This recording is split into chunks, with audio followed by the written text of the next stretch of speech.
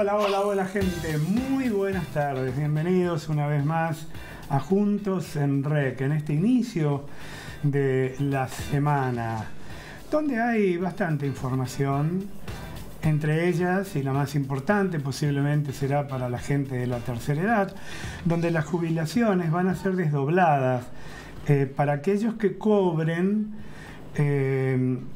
habitualmente conforme la terminación de su numeración antes del día 16 de abril. Ellos cobrarán desdoblado. Aquellos que cobren de 16 de abril en adelante van a cobrar todo junto. ¿Qué significa desdoblada? Que el bono ese de suplemento, digamos, que el gobierno va a dar, por una cuestión de orden administrativo fundamentalmente, implicó que sea de algún modo desdoblada por el tiempo que demanda precisamente toda la tramitación de orden administrativo. Un error que ya señalamos, ¿no?, del gobierno, donde por ahí se apresura a decir las cosas antes de formalizarlas como corresponde según las leyes de orden administrativo. Por otra parte, vamos a tener, van a tener en realidad en el hemisferio norte fundamentalmente un hecho casi inusitado, el eclipse total del Pacífico Sur. La luna ya comenzó a cubrir el sol en las islas de Cook. Esto significa hay muchas interpretaciones, ¿no? Independientemente de los científicos que se ocupan de este tipo de estudios. Algunos dicen que esto no se va a repetir en vaya a saber cuántos años. Bueno, todo bien. O sea, así ha generado una movilización, en el caso, por ejemplo, de Estados Unidos, de más de 1 millón de turistas que se trasladaron a lugares desde donde se puede contemplar. Más allá de que hoy, por ejemplo, la Gran Manzana estaba nublado, con lo cual hay que ver si en algunas partes van a poder verlo o no, dependerá un poco de la condición atmosférica. Por otra parte, miren, la Casa Rosada rechazó total y absolutamente, de esto vamos a hablar en el segundo bloque, los dichos de Venega Lynch respecto de la educación. La verdad que hay algunos diputados de la Libertad Alianza que flaco favor le hacen al presidente Milei, al gobierno en general, y a la estabilidad y a la popularidad que va cobrando o que todavía mantiene de alguna manera Milei con este tipo de declaraciones realmente descabelladas. Yo digo, miren, el hombre es portador de apellido, lo cual no significa, nunca pasa, o no necesariamente tiene que pasar, mejor dicho, que la brillantez de los papás es hereditaria, ¿no? De ninguna manera esto es así, por lo menos lo está demostrando Venega Lynch, que fue la tercera, para decirlo bien claro, metida de pata que hace, políticamente incorrecto. Pero a ver, no hay que hablar por hablar porque te metan una cámara encima.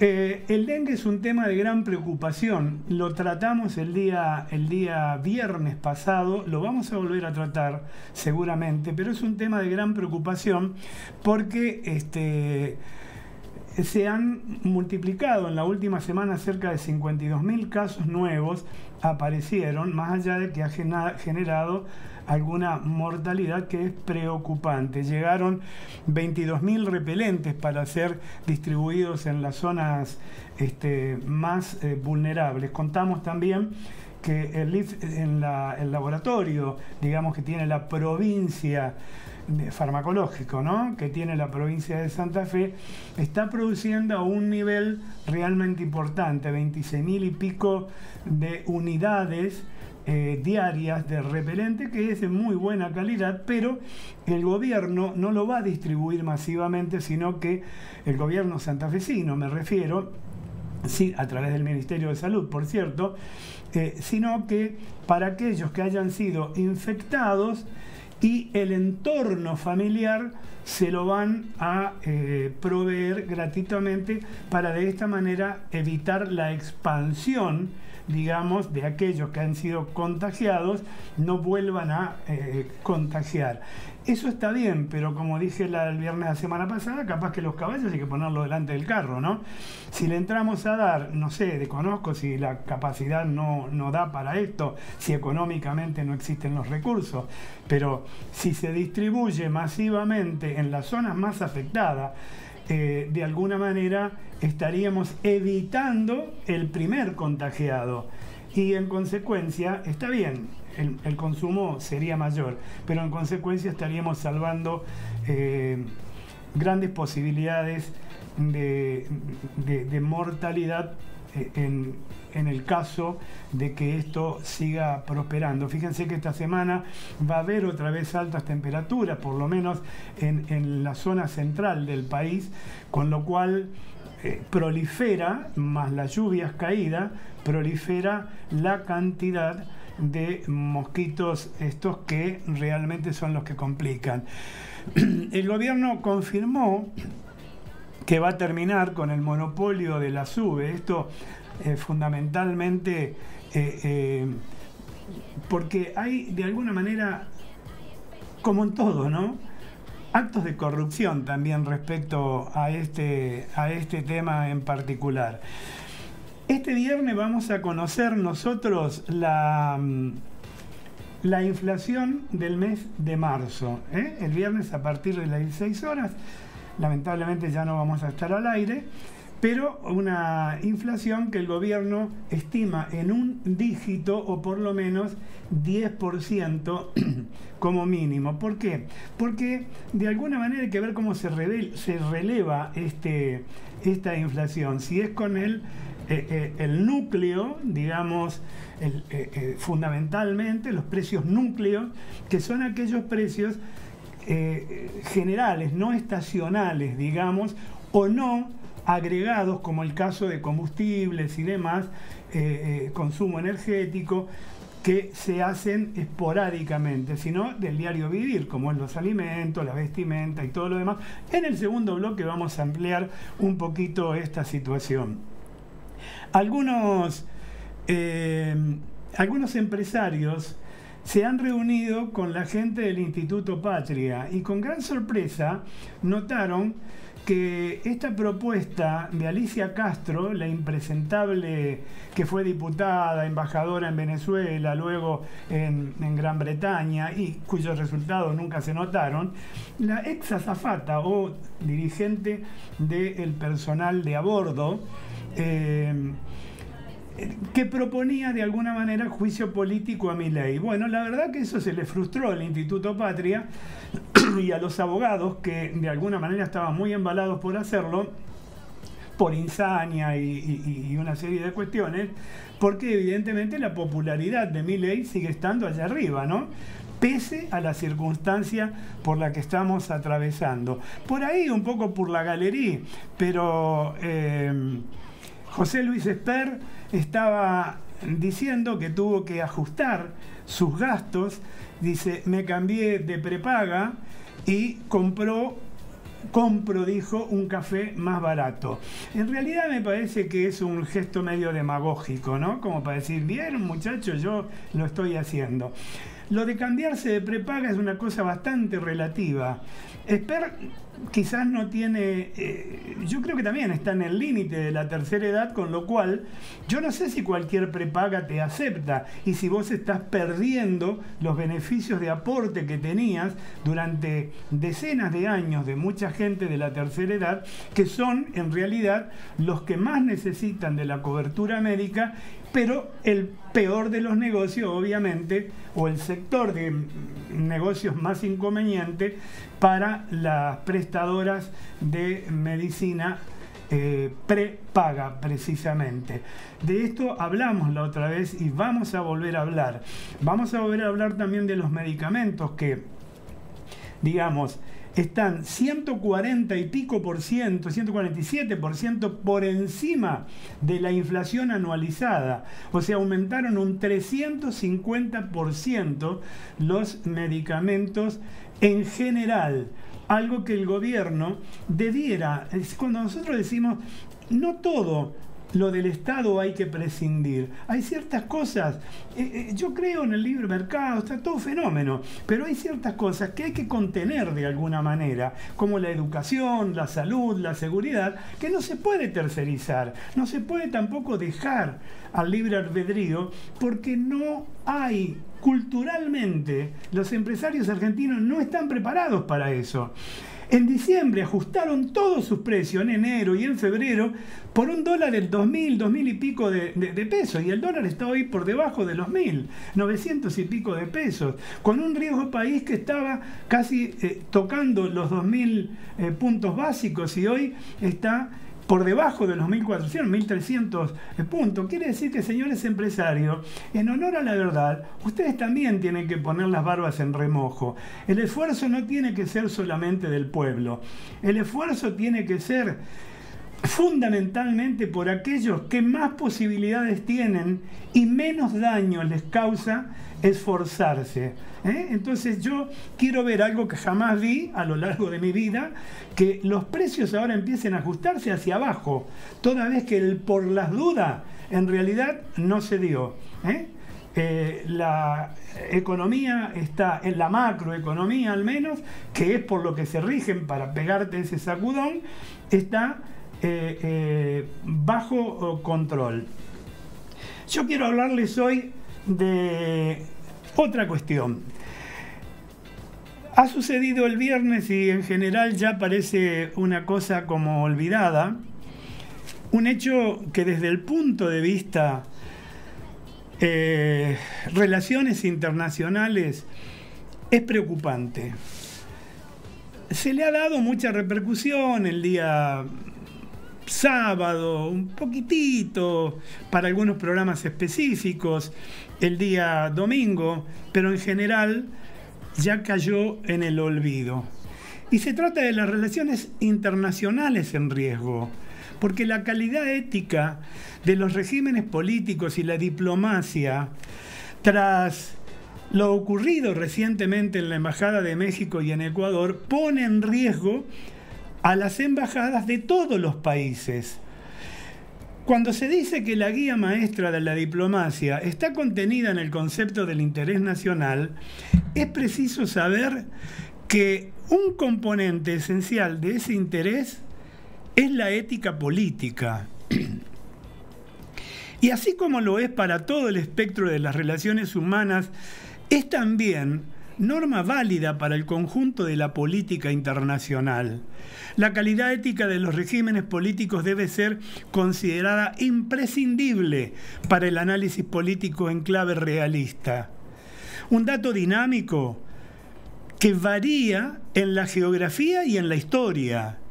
El espesor ético de los actores internacionales es una variable clave en la función de una serie de componentes. Entre ellos, la evolución histórica de cada país, la calidad de sus gobernantes circunstanciales, recalco el término, el grado alcanzado por los valores democráticos en cada una de esas sociedades, el influjo de los valores religiosos, la equidad en el desarrollo socioeconómico y cultural de cada sociedad, y bueno, finalmente el marco político y cultural del contexto regional y global. La diplomacia está llamada a ser de puente entre regímenes de distintas naturalezas políticas, económicas, sociales y también culturales. A su vez, todas estas variables están cruzadas por elementos provenientes de ideologías que en el mayor o menor grado ejercen su influencia según la necesidad en cada caso. También según el momento, la personalidad de los decisores y quienes lo asesoran también por otra parte.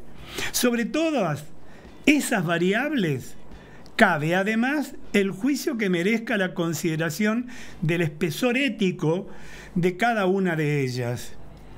En el mundo hay pocos países como China, por ejemplo, cuya tradición en política exterior se remonta a los tiempos previos a la Revolución Francesa. Son más numerosos los países como los norteamericanos, entre los que está el nuestro obviamente, que adquirieron su independencia en el siglo XIX y los que nacieron tras el proceso de descolonización, que siguió a la Segunda Guerra Mundial. La duración de las líneas de política exterior responden a convulsiones como las provocadas por el desmembramiento de la Unión Soviética y Yugoslavia, el armisticio de la Guerra de Corea o la irrupción de la violencia atribuible a expresiones de fundamentalismo religioso. Además, la inmadurez del acceso a la información global supone el ejercicio de una diplomacia a presión del tiempo, y como nunca antes hubo además en la historia. En nuestro país, en la Argentina, el gobierno del presidente Alfonsín representó la esperanza de una política exterior orientada por el respeto del derecho y la cooperación internacional, una política exterior independiente de las pulsiones ideológicas que todavía dividirán el mundo hasta la caída del muro de Berlín en 1989. El gobierno actual, el gobierno democráticamente elegido en 1983, el de Alfonsín, superó el largo y nefasto periodo de gobiernos militares que tuvo como clima la ocupación de las Islas Malvinas por las fuerzas, y bueno, de esto hemos hablado hace unos días también, Todo nuevo gobierno hereda una tradición que es su responsabilidad asumir para enriquecerla o para discontinuarla conforme las circunstancias por las cuales ha sido votado también. En este 2024, el nuevo gobierno argentino comienza su gestión marcando un corte notorio en la línea del kirchnerismo en todo el arco de la política de Estado, incluyendo también, por cierto, el de la política exterior, esa que se gesta precisamente en el Palacio San Martín, que es la Cancillería, la sede de la Cancillería Argentina. Una política que se caracterizó por un tinte fuertemente ideologizado en el populismo, sostén de regímenes autoritarios que culminó su gestión ofreciendo, por ejemplo, a Putin ser la puerta de entrada a América Latina muy poco tiempo antes de que Rusia invadiera Ucrania. Bueno, realmente un desacierto total y absoluto por parte del presidente Fernández, que hoy todavía se atreve a criticar las actitudes de política internacional que tiene el actual gobierno, cuando en su gobierno, la verdad, todo lo que se hizo es lo contrario a lo que el pueblo argentino, a través de su historia, refleja. Bueno, no sorprende, por lo tanto, que las primeras manifestaciones en torno a la política exterior se caractericen por su distanciamiento de las orientaciones del gobierno precedente. Miren, recientemente las relaciones diplomáticas entre México y Ecuador implosionaron drásticamente cuando la policía ecuatoriana irrumpió en la Embajada de México en Quito el viernes pasado, tal como lo muestran las imágenes que Bauti está subiendo. Digo esto a los amigos que nos siguen a través de FM 107.3 y que pueden ver a través de la web. Y esto fue, digamos, este avance de la policía ecuatoriana que irrumpe en la Embajada de México en Quito, este viernes a la noche, precisamente, el viernes pasado, y arrestó a Jorge Glass, el ex vicepresidente de Ecuador y obviamente hombre de confianza de Correa, el que está prófugo allá en Bélgica, el amigo de Cristina, este que venía aquí y cantaba Comandante Che Guevara conjuntamente con Kicillof y otros impresentables en el café Tortoni. Bueno, gobiernos latinoamericanos manifestaron su indignación por el incidente, entre ellos la Cancillería Argentina, obviamente, más allá de las buenas relaciones de Milei con el presidente ecuatoriano, Daniel Noboa, que vemos ahora en pantalla precisamente. Existe un acuerdo que se remonta a 1963 y se conoce como Convención de Viena sobre Relaciones Consulares. En ella se establecen reglas muy claras sobre la inmunidad diplomática que impide, entre otras cosas, que las autoridades entren por la fuerza en cualquier tipo de embajada.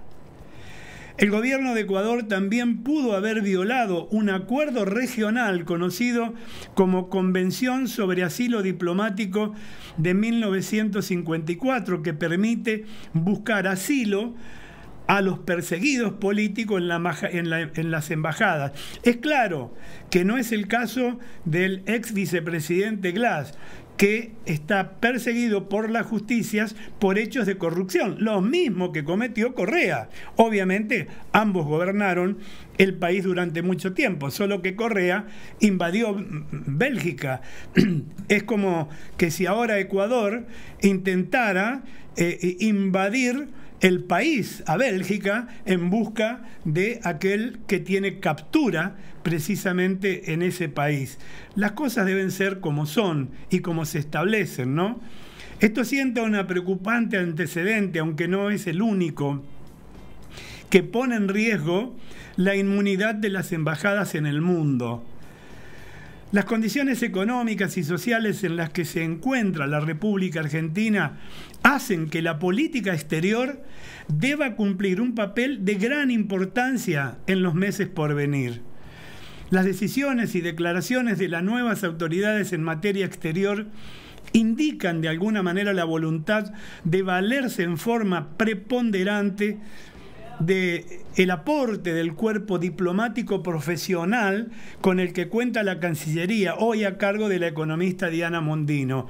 Vale decir, siempre se ha politizado esto y cada gobierno que ha asumido ha puesto a gente de la política o a gente que ha bancado, a empresarios que han bancado las campañas de aquellos que asumieron el poder de la República. Particularmente esto pasó en la era de Menem, también pasó en la era de Alfonsín, pasó fundamentalmente también en los 16 años de gobierno kirchnerista. ¿Esto por qué? Porque en realidad, ¿qué sabía, por ejemplo, la que nombramos hoy, ¿no? De alguna manera, ¿qué saben de política internacional? ¿Qué conocen de esto? Si vos tenés diplomáticos de carrera que realmente han estudiado, siguen estudiando y han estado atravesando varios gobiernos viendo cuáles son las relaciones que la Argentina tiene con el mundo. Bueno, lo cierto es que todo esto hace desear que en lo sucesivo sean el análisis objetivo y la ética profesional las que abran, la que de alguna manera lideren la orientación, decisiones en la materia sobre las afinidades ideológicas, los intereses particulares o el culto a la personalidad, como lamentablemente ha ocurrido entre nosotros en el pasado. Finalmente, amigos, Argentina debe abrirse al mundo todo. Las cuestiones ideológicas deben quedar de lado frente al supremo interés de la nación, porque los presidentes pasan, están un mandato, 2 a lo sumo, pero el país trasciende mucho más allá de cualquier gestión.